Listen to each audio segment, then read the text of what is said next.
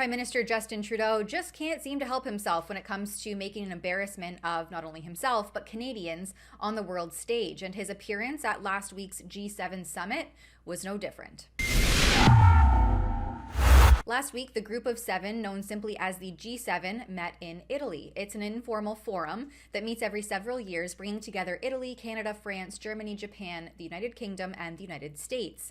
The European Union also participates with the presidents of both the European Council and the European Commission in attendance.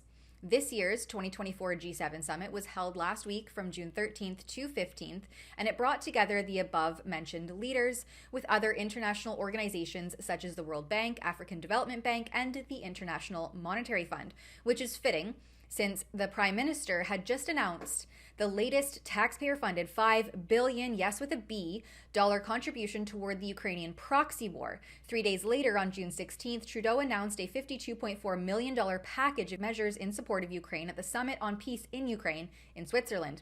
Oh, and just another $2 million to uphold the safe and secure operations of nuclear facilities in Ukraine.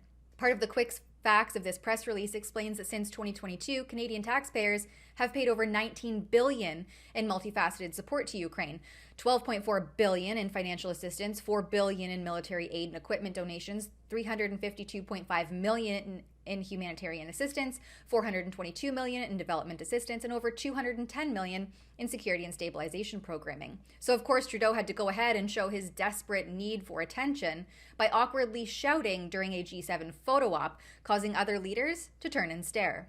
Slava Ukraini!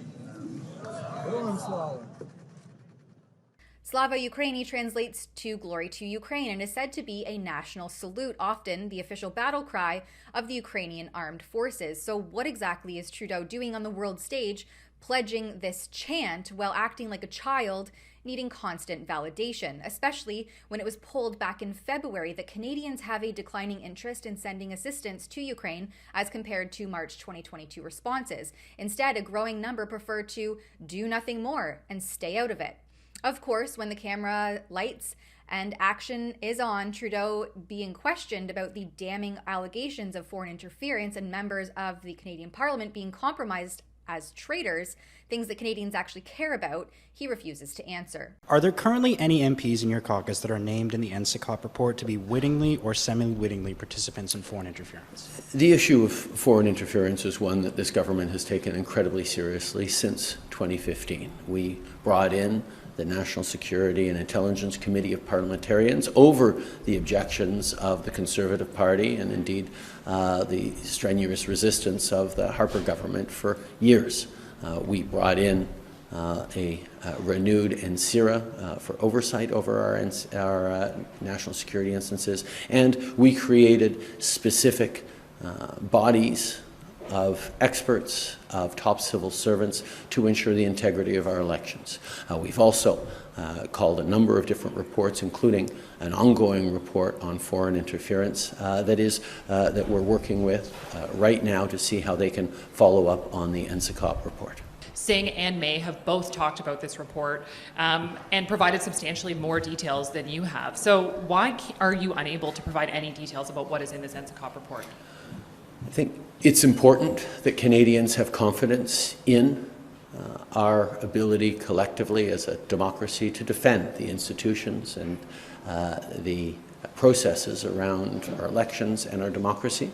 That is why officials are engaging with the foreign interference inquiry to see how they can follow up on the NSICOP report. When asked about his free-fall polling numbers, Trudeau can't help but deflect and pretend like he represents and knows what Canadians want or need, saying we're collectively not in some sort of decision-making mode. Right. I know you say you want to beat Pierre Poilievre. You keep coming back to that. But what if you are the reason the Liberals can't beat the Conservatives in the next election? Where do you factor that into your thought process? Well, I think, first of all, Canadians are not in a decision mode right now. What you tell a pollster if they ever manage to reach you is very different from the choice Canadians end up making in an election campaign. And fundamentally, and it's not just Canada, but everywhere around the world, and indeed I was talking with other leaders at the G7 and in Switzerland at the Peace Conference for Ukraine, everywhere people are struggling with high inflation, with cost of living issues, with interest rates, with housing challenges, with childcare challenges, all these things, we are doing better than many countries.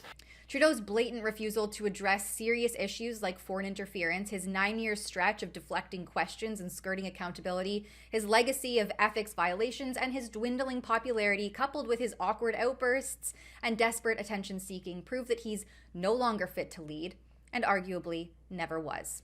For Rebel News, I'm Tamara Ugolini. Trudeau must resign. That's it. Plain and simple. And if you agree, head on over to trudeauMustResign.com. There you can sign our petition, sign up for our emails so that you never miss a report, and consider supporting our journalistic efforts so that we can continue to bring you independent news and research. trudeauMustResign.com.